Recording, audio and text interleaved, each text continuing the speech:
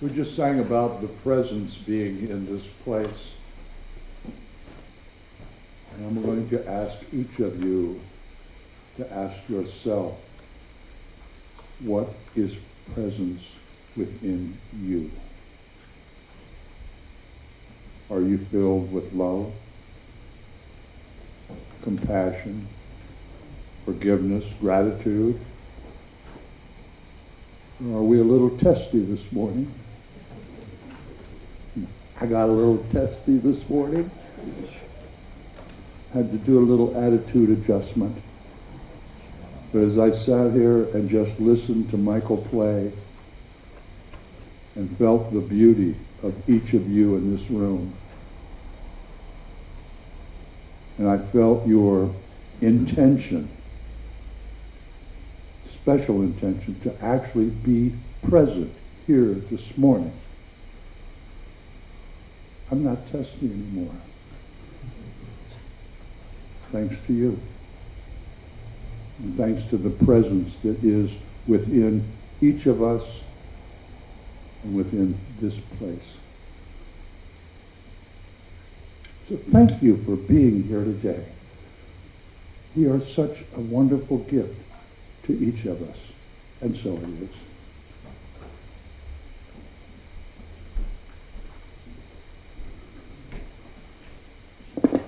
Good morning. In 1868, Ann Jarvis organized a committee to establish a Mother's Friendship Day, the purpose of which was to reunite families divided during the Civil War. Politics divided families then. And this was part of early peace activism efforts. She had previously organized a Mother's Day work clubs to improve sanitation and health for soldiers of both sides during the Civil War after a typhoid outbreak, and wanted to expand the Mother's Day Friendship Day into an annual memorial for mothers, but she passed away in 1905 before she could get the task done. Well, her daughter was so inspired by her work and greatly admired her that she wanted to honor her mom and set up, a regular recognition of appreciating our moms. So in 1907, the daughter held a small service in her church in West Virginia. And in 1908, the first official celebration was held, along with a larger ceremony at a local store, a commercial business. Well, Anna Jarvis, daughter, campaigned to have the second Sunday in May declared a national holiday, arguing that American holidays were biased towards male accomplishments. Fancy that, right? So West Virginia was the first state that made it an annual holiday in 1910, and in 1913, the House of Representatives passed a resolution for all members, all federal leadership people, from the president down, to wear a white carnation on the Monday after Mother's Day. In 1914, President Woodrow Wilson passed a law designating the second Sunday in May as a national holiday. The tradition of carnations was expanded to that you wore a pink one for a living mom or a white one for those who passed. Anna intended for this day to be an intimate day for the children to honor the love and sacrifices their mothers had made. And for her, Mother's Day was singular, not massive. She immediately became distressed at the commercialization of the intimate holiday and died childless in a sanitarium after spending her entire life fighting the shift from celebrating love and honor for our mothers to a day of obligated commercialism. I am blessed to have felt the joy and movement of a growing human being growing beneath my ribs. The primal act of pushing a tiny human being between the size of a cantaloupe and a watermelon through the size of a funnel for several hours, right? That's moms, right? That's what we've done. Fear, pain, joy, forgetting the pain, and then the pure love at those little tiny humans in our arms. The first gaze, nursing. Now I'm going to get squishy because I'm a mom. First gaze, nursing those babies. Diapers, sickness, watching them grow. And as a mom, hey mom, today I lost everything I own in a fire. Mom, I won the race. Mom, look what I did. Mom, I met this girl and I think you like her. Does she make you happy? That's what matters. Mom, there's this boy who's pretty nice. Does he make you happy? Then he must be pretty good. Mom, we're having a baby. Around Mother's Day, well-meaning people wish all women happy Mother's Day. And for many people, thank you's sufficient. But for others, well, those well-intentioned wishes can be unintentional hurt. My relationship with my mother was troubled, and feelings were mixed when she was alive. I know many women who, by choice or circumstance, could not bear children. Some are blessed and get to raise children. Some choose not to. There are parents who have outlived their children, unnatural and very difficult. I can't even possibly imagine what that pain would be like to outlive my babies. There are men who, by choice or circumstance, have had to step into the role of primary nurturer of young humans. The traditional title of father doesn't really cover what they do. I live and work in the world of men, and really close, they've shared their stories of what that's like, and they're as much mothers as those of us that push those babies in the world. And for all the people who have loved, nurtured, and fostered little people, and even those of us who have chosen to foster things that walk, swim, and crawl in two-legged, three-legged, four-legged, five-legged varieties, I celebrate and honor the care, devotion, and sacrifices you've made. While the second Sunday in May celebrates women, I choose to honor the nurturers and celebrate the love you give. Bless you and thank you. Well, thank you very much, Sabrina. While she was talking, I couldn't help but think of my mom. The old blister was a piece of work, now I'll tell you. She got very turned on when they started that MADD, Mothers Against Drunk Drivers. And she was a go-getter and an activist person. And like I can remember when she was 10, she was down in Skid Row carrying signs in front of the adult bookstores, how sinful that was. You don't go there at 10 o'clock at night. But anyway, she started this movement, turned into a national movement, and it was called DAM, DAM, Mothers Against Dyslexia. Anyway, that could be true, could very well be true. Anyway, good morning, everyone. What a gorgeous day. I ordered it special. just for all of us. And glad to see so many people here today. And please feel welcome, because the presence here is filled with love and compassion and acceptance and gratitude. That's just how we roll. Just is. So anyways, we have a lot of announcements. Monday night, tomorrow night. 7 p.m. every Monday night here at Healing Circle. Okay. All right. Next Saturday, we're having a very, very special cabaret. Butterfly Fiddle Hooper. That's quite a name. And Krista Durand will be performing in our hall from 5 to 7. It's a free concert. Tell you a little something about Butterfly Fiddle Hooper. She and I used to play music together years ago. And when she was 16, the Reno Symphony hired her to play violin. She is an amazing, amazing artist. Very different, very different. We used to play gigs and she'd play the violin and hula hoop for an hour. Never let the hoop fall and never break time. Amazing.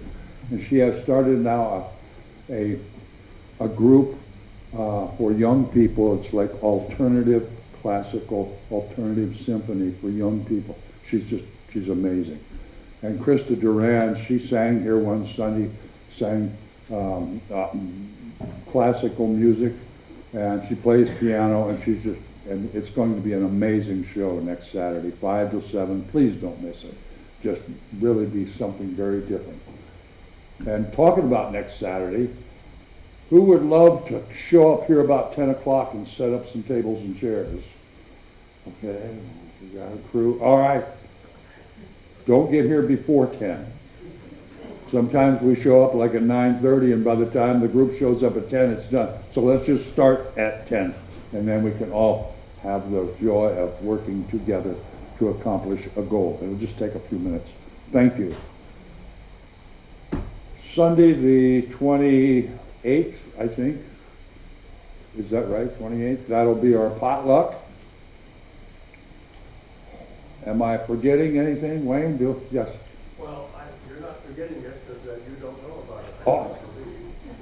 Next Sunday afternoon at 3 o'clock, if you have nothing to do and you want some beautiful music, come down to the Burton Community Center, because that's when the Rotor Park Community Band and the Rotor Park Community Chorale will be putting on their annual performance at the Burton over there in the B section, next to that technical school, I think it is. And there's going to be about an hour and a half to 2 of fantastic music, band music, and then choral music. We're all very good. And when is that again? Next Sunday afternoon at 3 o'clock. The 21st at 3 o'clock. Burton Community Center, and you can go online and look up RP Chorale and get more information, but you could also check with Sabrina and me, we're both singers in the chorale. Okay, thank you. And speaking about, yes, Probably Sabrina will speak with.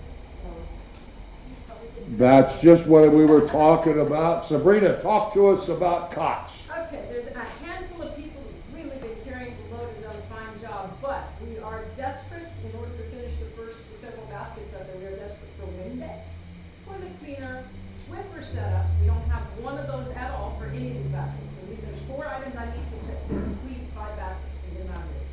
Windex, toilet cleaner, Swiffers with wet and dry refills, and dryer sheets. I don't have enough of those items. Also could use some dishwashing brushes, but that's what it takes to complete them.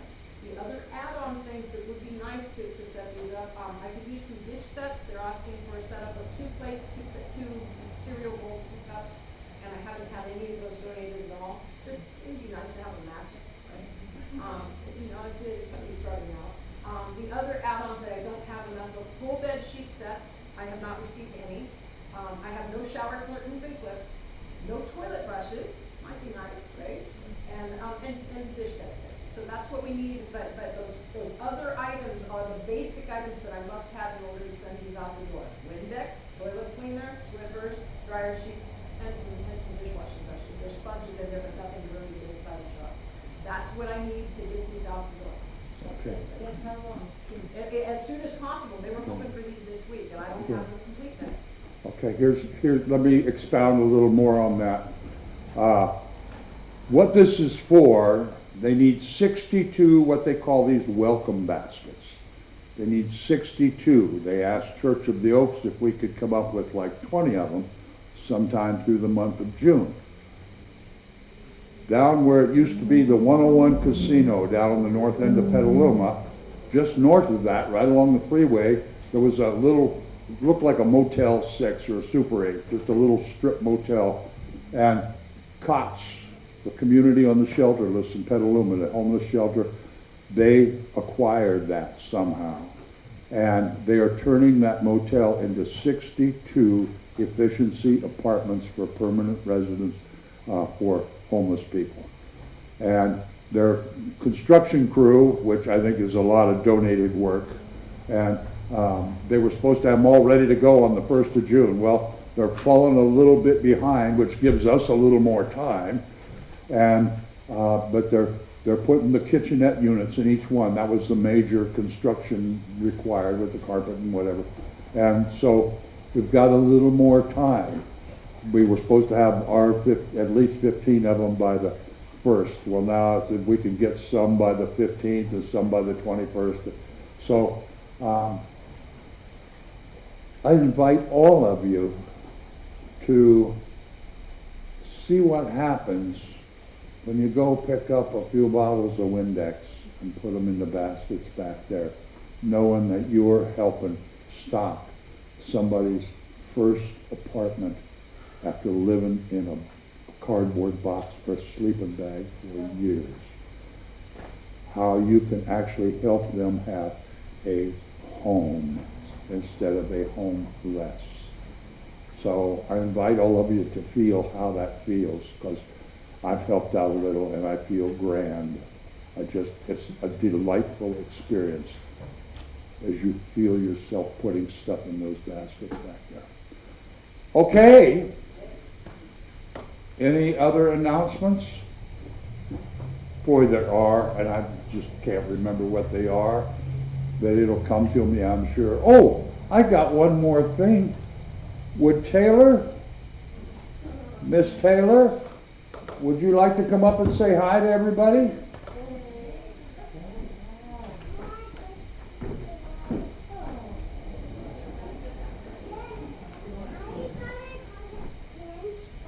Well, come on up here. Look at this beautiful young lady. How are you?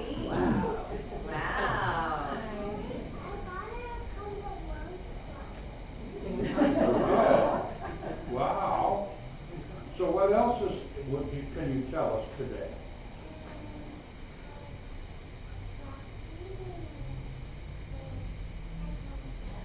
That's it? Okay, well, thank you. Thank you for sharing all that with us. All the way down and all the way up.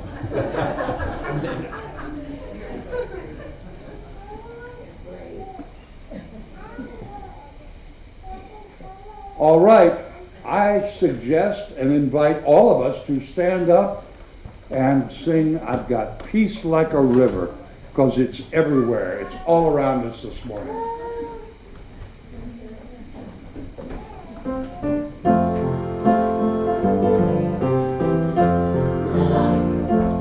Like a peace like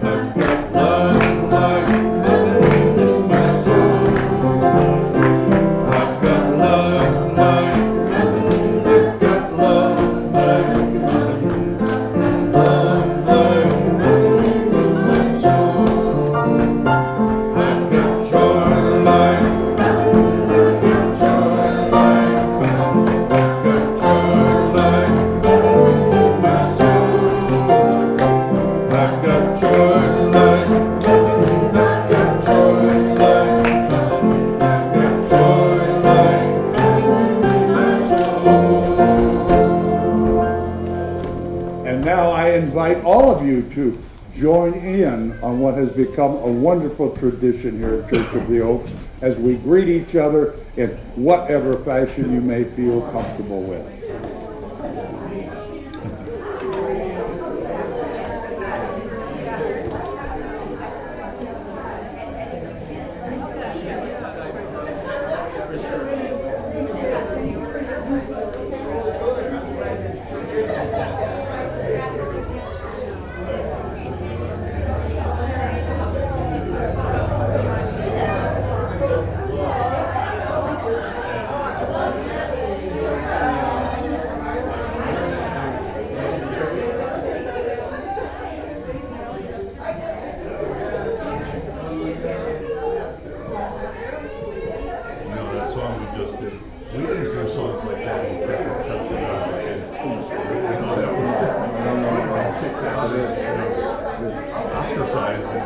That'll lead to beer and dancing and hell.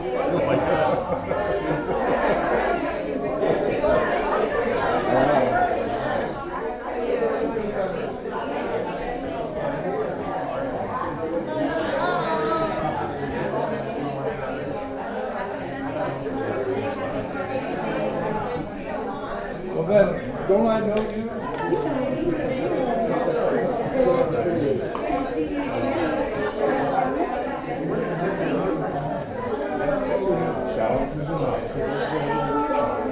For me, it's good.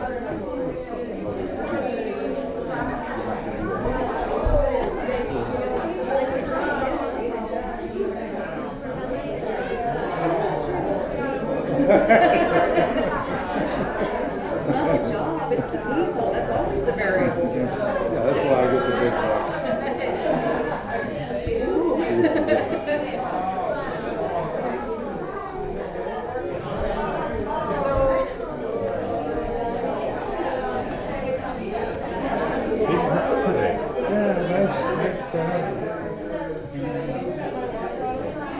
Come down the aisle with big sweeping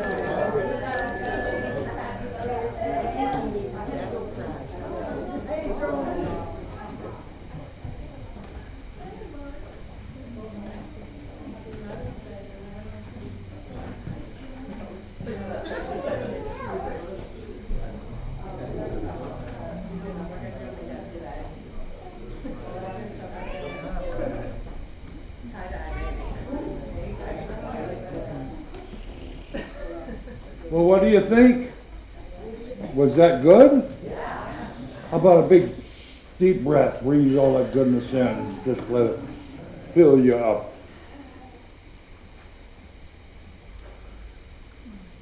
Here we are. Beautiful, beautiful Sunday morning. All of us sitting here together, connected. One big happy family.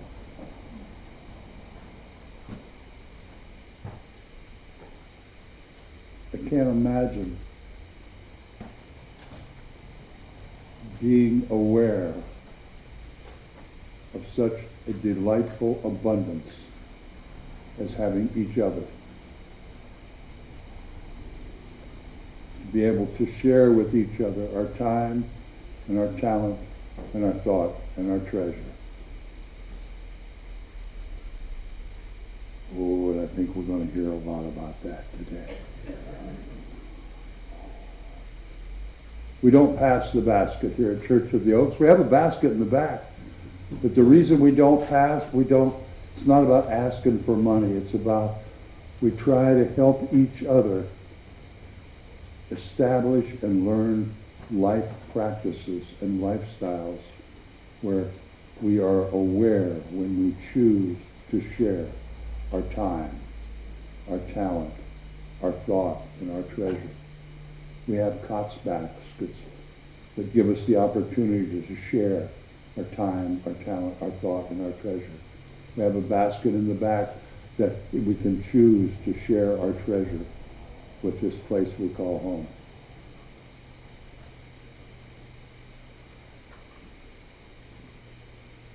May we ponder that oratory just a moment, please, sir?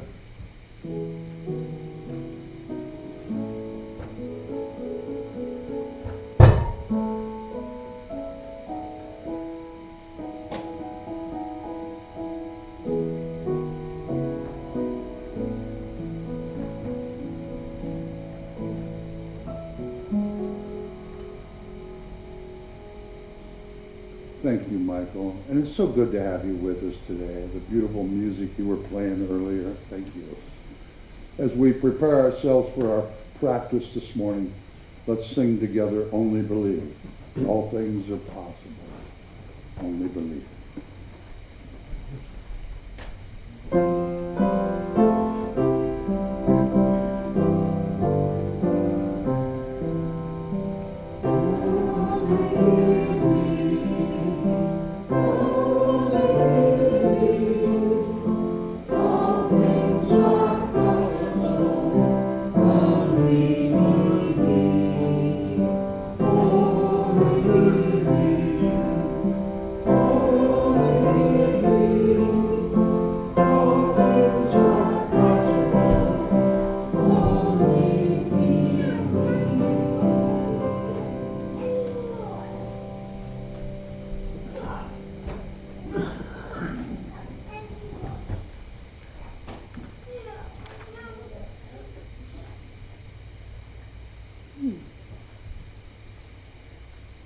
Good morning.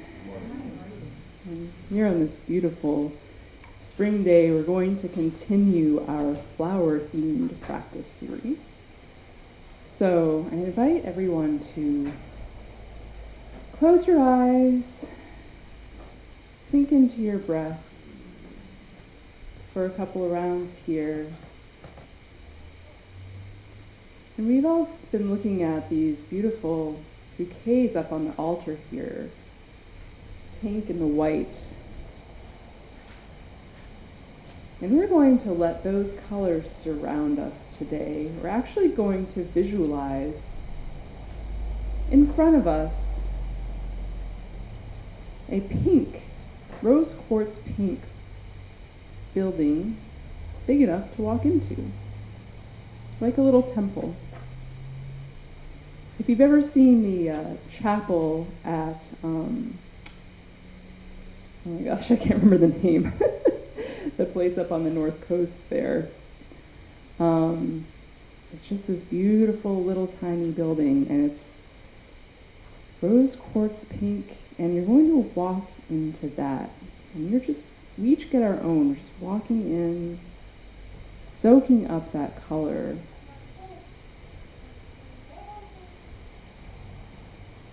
And you may even notice that there's a couch or a lounge chair in the middle of it, inviting you to rest.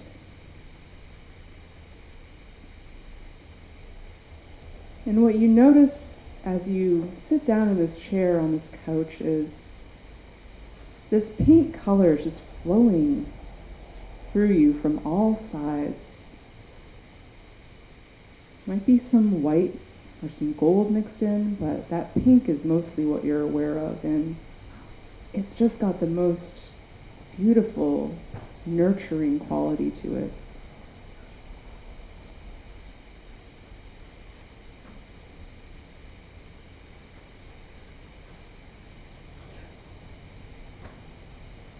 Just let that really penetrate every cell of your being. Feel yourself letting go of the burdens that you may unknowingly carry.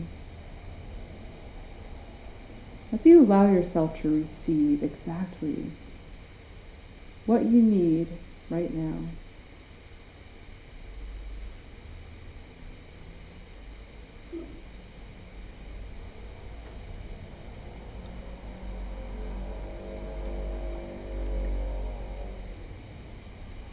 And thank this little rose cottage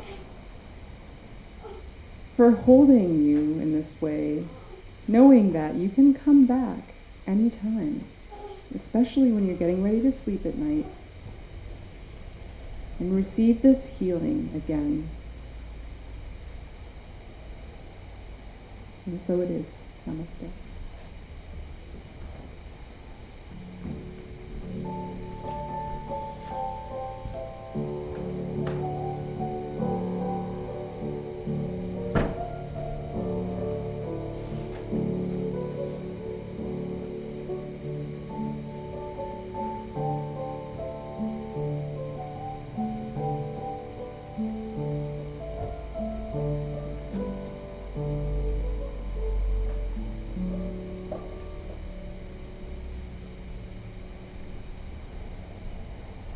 Thank you, Natalie.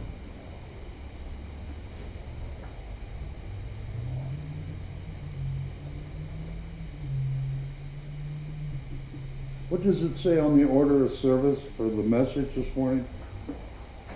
A life enrichment center. Really? We began calling ourselves that, I don't know, how long ago, Kelly? 10 years ago, maybe? A while. And sometimes I get to thinking, are we really? And I'm going to expound on why I think we truly are. A couple of weeks ago, I got a call from Sherry Boniguidi, part of Maury and Sherry.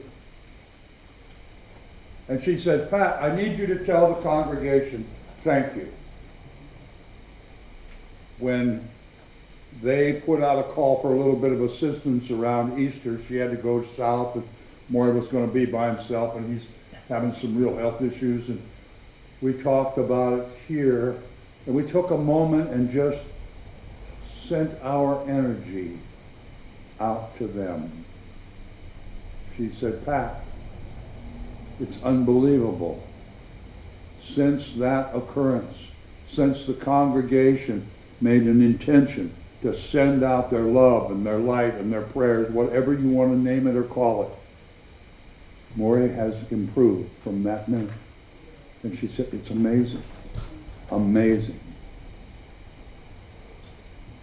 About a year ago, it was last summer, I don't remember exactly when, Sunday afternoon, my landlord's wife pulled into my house there at Chateau Debris with their boat, and where they park it, and she was very upset, and I went out, what's the matter? She's trying to back the boat back, and she said, I'll take care of it, what's wrong? Rick had an accident. He fell off the back of the boat while he was cleaning it way up high. It's a big ocean boat, and busted his head on a cement curb. And she was crying. He was in a coma. And the prognosis Sunday night wasn't good. They cut the top of his skull out so the brain could swell if it could avoid. But he was in a coma, not looking great. And she was crying. I said, well, I'll call Wayne. We've got like a little email blast prayer circle, whatever you want to call it, just this thing that we do. So I called Wayne, and he sent it out Sunday night.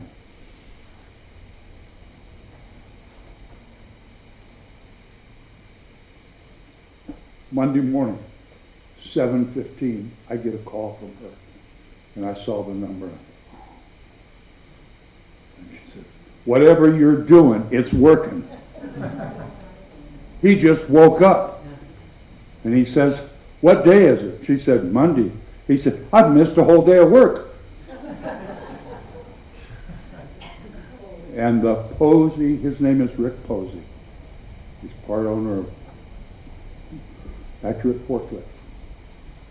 He's been my landlord for 25 years. And every person in that family will say, it's those people at Church of the Oak that saved his life.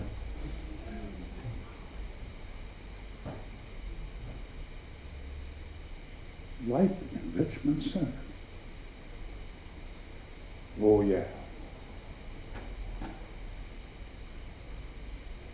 And sometimes though I think that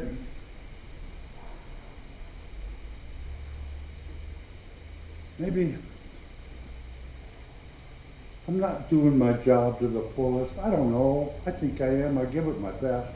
But sometimes I think we could be doing better, I think, at experiencing life enrichment. I mean, it has always been. I told you folks that are here for the first time, that's just how we roll. We're a wonderful group of people. And I think we always have been.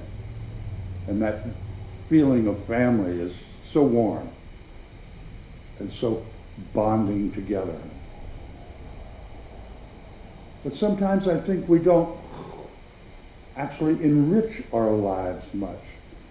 We have a very warm and fuzzy and very comfortable relationship with each other. But I'm thinking sometimes we don't grow in an enriching fashion. When we ask people, when people desire to become members here, years ago it used to be Vivian had these forms you filled out, and it was an ordeal to become a member. And we talked and talked and kept whittling it down. You don't have to sign anything anymore. We ask that you promise to share your time, your talent, your thought, and treasure. Not only with Church of the Oaks, but with your community.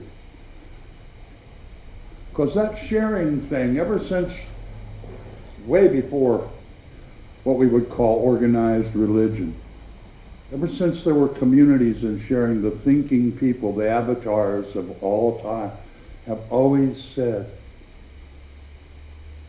that the secret of life was sharing yourself with others. Confucius, 2,500 years ago, said all governments, all societies should be maintained, governed, and lived like a family.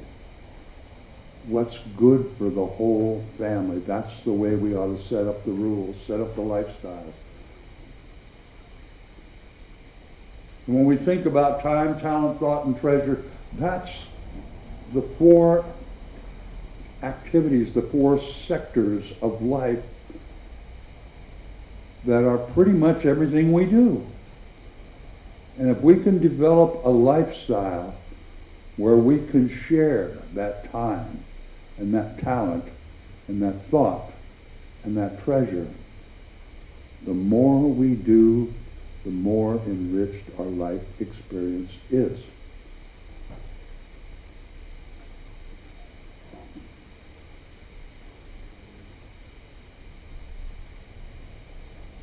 If we could encourage each other to do that, I just think we would grow. Church of the Oaks is a little different than most places.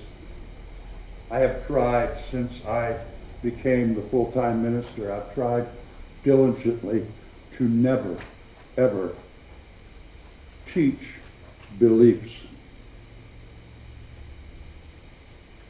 I've tried to teach that we are all thinking, free-thinking people who actually create the quality of our lives. And we all have beliefs. We all have conditioning. Some of the beliefs we've had since we were 4 years old. And what I hope I can teach from this podium is that question them. Take them out and look at them. Do they still serve you? Some do, for sure, but some probably don't. And when you kind of check those out and think about and adjust them and shift them, maybe let some of them go, your life will be enriched.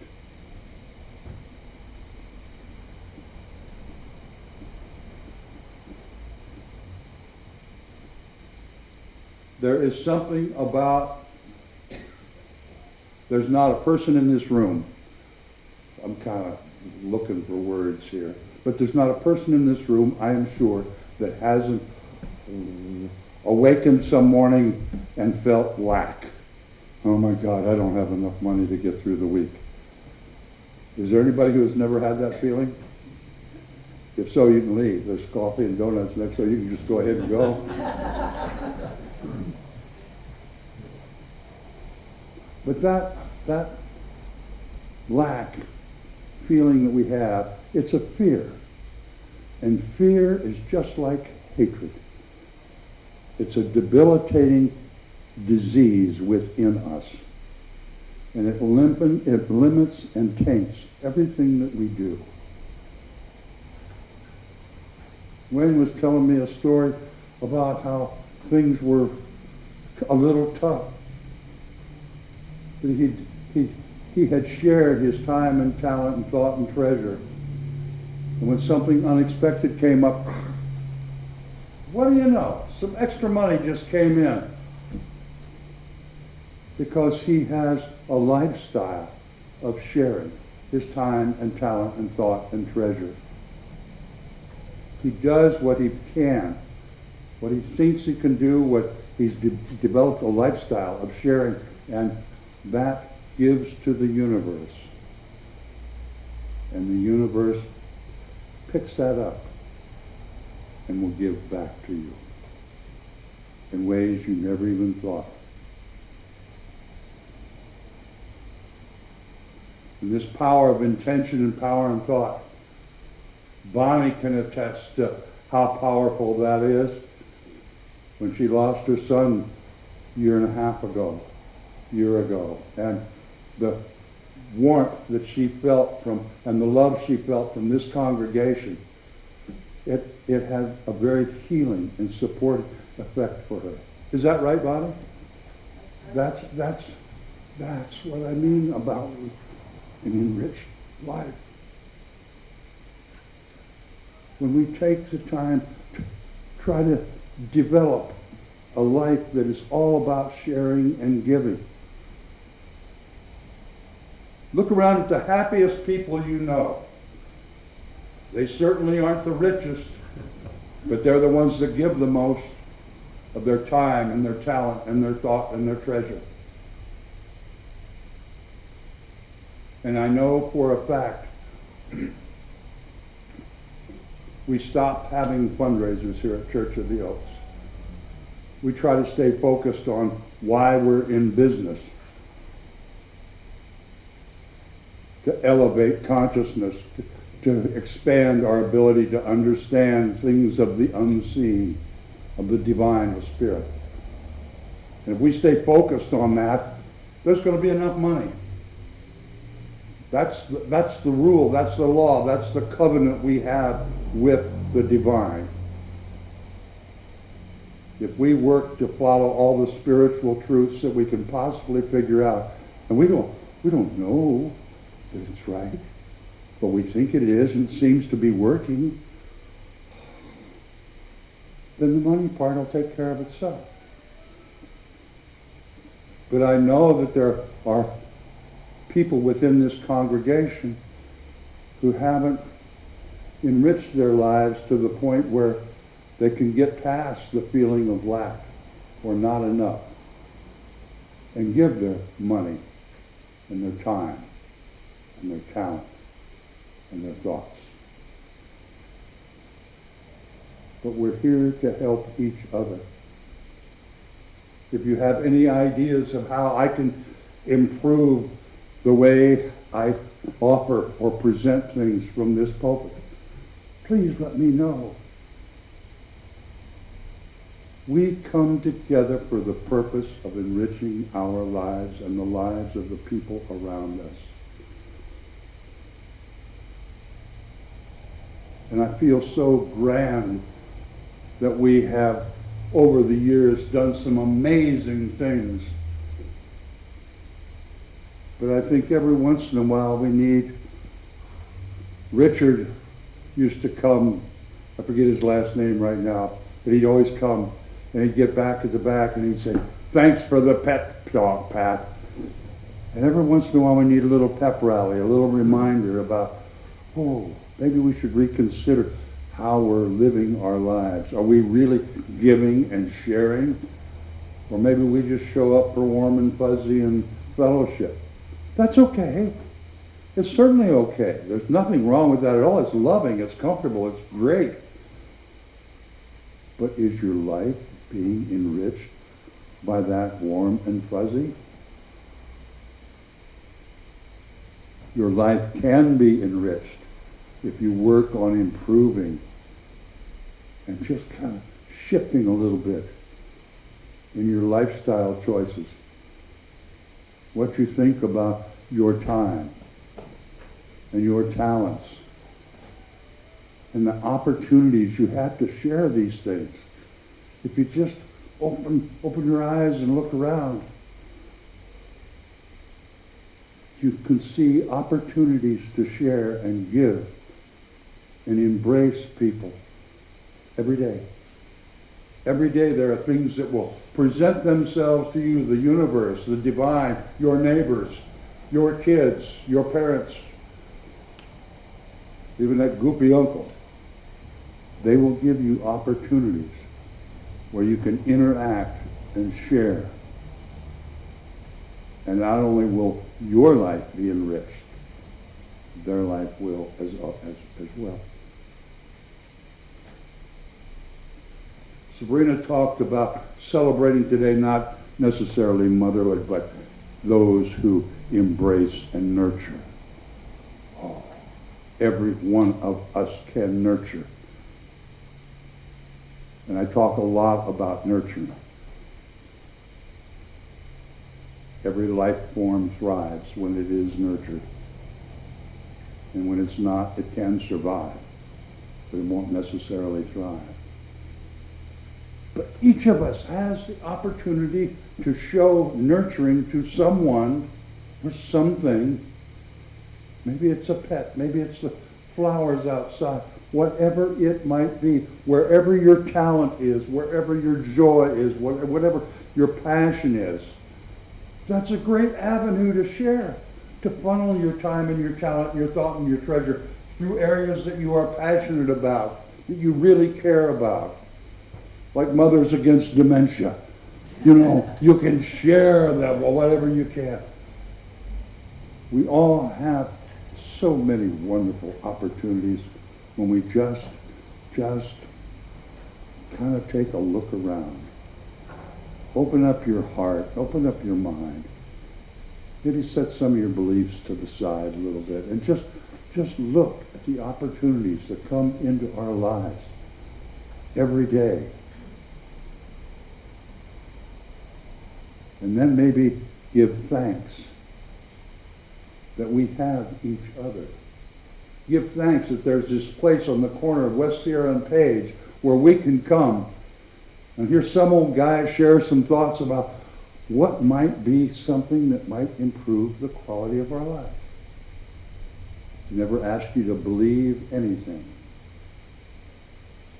Just consider there are so many ways that each one of us can make a little adjustment that will enrich our lives. This is truly a life enrichment center. It has been for as long as I've been here. That's 23 years. In fact, 22 years ago was the first day I stood at this pulpit and spoke on Mother's Day in 2001.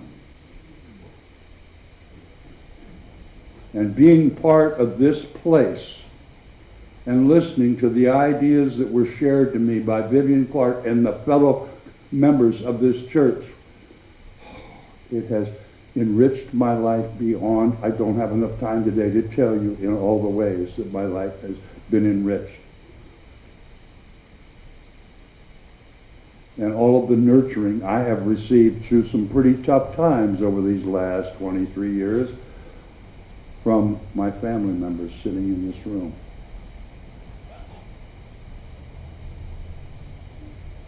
Church of the Oaks, those heathens that get together on Sundays. This is without a doubt in my mind or my heart truly a life enrichment center. May we continue to nurture each other and share with each other our time, our talent, our thought, and our treasure. And so it is, my dear family. Let's sing a song together. Let there be peace on earth, and we usually hold hands in a big circle when we sing it, and we follow it up with amen. Invite all of you to come over for some nurturing and nutrition. There's donuts and coffee and cookies next door, and get to know each other and get to share the very best that we are with each other. And so it is. Let there be peace on earth. Thank